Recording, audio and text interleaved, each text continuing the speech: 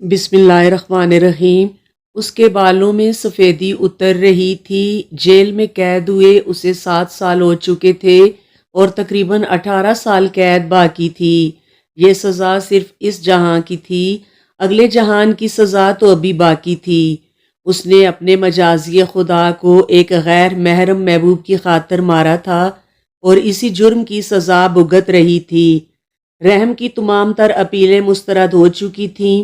آپ بھی سنیے اس کی کہانی اسی کی زبانی۔ میں فضا میرانی ہوں، اس وقت راولپنڈی کی جیل میں قید ہوں اور موت کی منتظر ہوں، کیونکہ مجھے یقین ہے میں جیتے جی کبھی قید سے باہر نہیں جا سکوں گی۔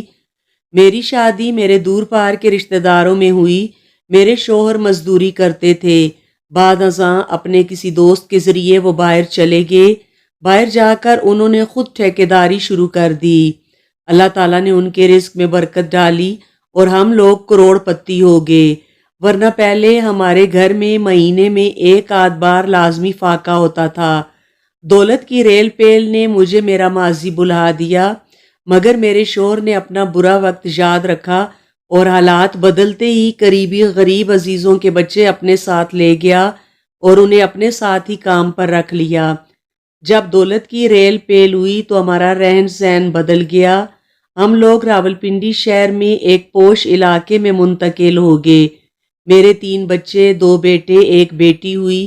اسی دوران میرے شوہر کئی بار مجھے دبئی لے کر گئے اور کچھ ماہ وہاں رکھتے، گھومتے پھرتے پھر واپس چھوڑ جاتے۔ جب ہم راولپنڈی منتقل ہوئے تو میرے تعلقات ایک گورنمنٹ ملازم سے بن گئے، جہاں پہلے دوستی ہوئی، پھر جاری لگی، بعد ازاں محبت ہو گئی۔ محبت کے نام پر میں نے اس پر پیسہ اڑانا شروع کر دیا۔ میرا شوہر مجھے 3 لاکھ روپے ہر مہینے بھیجتا تاکہ بچوں کو بہترین تعلیم اور کھانا مل سکے، مگر میں نے بچوں کو ایک نارمل سکول میں داخل کروایا، نارمل کھانا دیا، باقی پیسے اپنے محبوب پر اڑانا شروع کر دیے۔ کئی بار بچوں کے پاس ملازمہ کو چھوڑ کر میں 2 3 راتیں مری میں گزار آتی تھی۔ ایلیٹ کلاس کی طرح اپنے عاشق کے ساتھ مل کر میں نے بھی نشہ استعمال کرنا شروع کر دیا، اور اسی دوران میری ملازمہ کو مجھ پر شک ہوا تو اس نے میرے شوہر کو میرے متعلق بتا دیا۔ میرا شوہر مجھے بن بتائے دبئی سے گھر پہنچا۔ جوں ہی وہ گھر پہنچا میں اور میرا محبوب شراب اور شباب کے مزے لے رہے تھے۔ میں بچوں کو نیند کی گولیاں دے کر سلا چکی تھی تاکہ میری لذت میں دخل نہ دیں، مگر میرے شوہر کی اچانک آمد نے میرے پاؤں تلے سے زمین کھینچ لی تھی، اور جب مجھے میرے عاشق کے ساتھ برہنہ حالت میں شراب پیتے دیکھا تو طیش میں آ کر مجھے مارنے کے لیے لپکا۔ میں نے اور میرے محبوب نے اسے جان سے مار ڈالا۔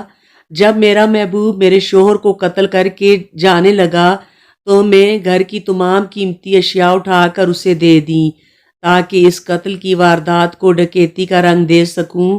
جب محبوب فرار ہو گیا تو میں نے واویلا شروع کر دیا۔ لوگ جمع ہو گئے۔